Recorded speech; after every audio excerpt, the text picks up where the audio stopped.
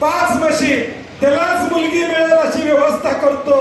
परंतु जे विनोदानं म्हणलं ते शेट्टी साहेब सत्यात उतरेल एवढी खात्री मी निश्चितपणे या ठिकाणी देतो।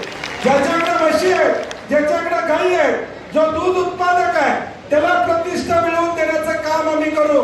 मी मगाशी देखील सत्यजित जाधवांच्या शिष्टमंडळाला सांगितलं, आम्ही ज्या ज्या तालुक्यात जाऊ, आम्ही ज्या ज्या गावात जाऊ, आम्हाला ज्याला कुणाच्या घरला घेऊन जायचं असेल तर ज्याचा गोठा आहे त्याच्या घरला घेऊन जावा, त्याला प्रतिष्ठा देऊया। ज्याच्याकडे 4 म्हशी आहेत त्याला प्रतिष्ठा देऊया। 8-10 हजारची नोकरी प्रतिष्ठेची नाही आहे, तर म्हशीचं दूध काढलं तर प्रतिष्ठा मिळते। हा मेसेज या ठिकाणी उद्याच्या भविष्य काळात देऊया। शेतकऱ्याला प्रतिष्ठा मिळवून देऊया। पशुखाद्याचं सांगितलं, माहिती मला वाटते सगळं 5 वर्षाचं सांगितलेलं आहे।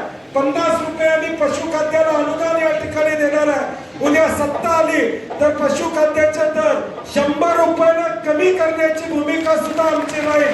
हा विश्वास या निमित्तानं देतो। अजून बरंच काय काय सांगायचं आहे, जसं हलगी वाजल तसं सूर दिव्या या निवडणुकीला। आता सगळं सांगायला नको, जे जे आम्ही करणार आहोत सत्तेत आल्यानंतर ते उद्याच्या भविष्यकाळात आम्ही निश्चितपणे सांगू एवढी ग्वाही देतो।